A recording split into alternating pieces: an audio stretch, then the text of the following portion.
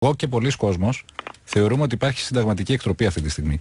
Για να το δέχεστε και ως ακαδημαϊκός, είτε δεν συμφωνείτε με την επιστήμη σας, είτε θεωρείτε ότι δεν υπάρχει συνταγματική εκτροπή. Και θα ήθελα να ακούσω γιατί το θεωρείτε.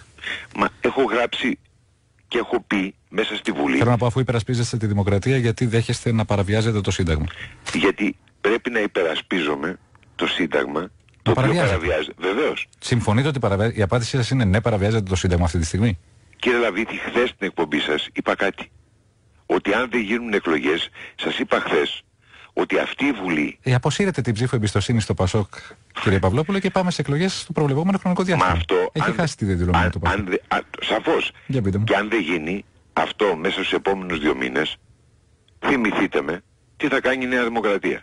Αλλά σας λέω ένα πράγμα. Αν η κυβέρνηση Παπαδήμου συναισθήθη, και αυτό το είπα την ημέρα, έτυχε να μιλάω σαν πρώτος βουλευτής, επειδή έτυχε πραγματικά, είπα στον κύριο Παπαδήμου μέσα στη Βουλή ότι η κυβέρνησή του είναι προϊόν επιβολής και πρέπει να έχει ένα συγκεκριμένο σκοπό και ένα χρόνο τον οποίο δεν μπορεί να υπερβεί. Διότι μας επευλήθη η κυβέρνηση αυτή. Αυτή η Βουλή έχει πλήρη αναντιστοιχεία με το λαϊκό αίσθημα. Με το Σύνταγμα? Και όταν μιλάμε με το λαϊκό αίσθημα, η έκφραση λαϊκής κυριαρχίας. Όταν σας ρωτάω αν υπάρχει συνταγματική εκτροπή και εσείς ο ίδιος μου λέτε ναι, υπάρχει, τι να πει ο κόσμος μετά? Να σας πω κάτι. Τι κάνετε γι' αυτό? Τι κάνω? Επειδή με εσάς μιλάω τώρα. Ναι, τι κάνετε εσείς? Κάποιος άλλος συναδελφός σας μιλάτε, τι κάνετε γι' αυτό? Κάνω το εξής.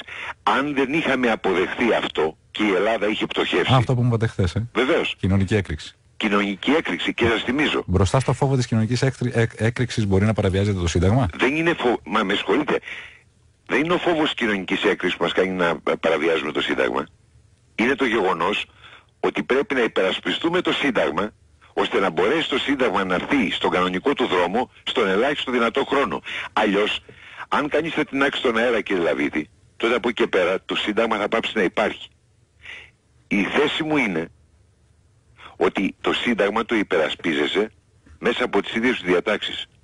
Λέει το άρθρο 120 ότι ο σεβασμός του είναι χρέος όλων των Ελλήνων. Ο σεβασμός αυτός σημαίνει ότι πρέπει να το προστατέψεις για να μπορέσει να υπάρξει.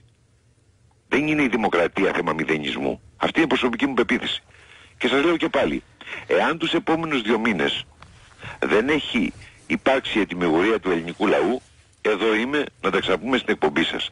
Μέχρι τότε όμως έπρεπε να κάνουμε μια ιεράρχηση μεταξύ στόχων. Και η πρώτη ιεράρχηση ήταν η σωτηρία της ελληνικής κοινωνίας και στη τελική ανάλυση του ίδιου του συντάγματος. Δεν διεκδικώ το αλάθητο, αυτή είναι η προσωπική μου πεποίθηση και κρίνεται και θα κρυφθεί. Ακριβώς. Να είστε καλά, κύριε Παυλόπουλο. Σας ευχαριστώ για όλα. Γεια σας. Μιλάμε επωνύμως, μιλάμε δημόσια.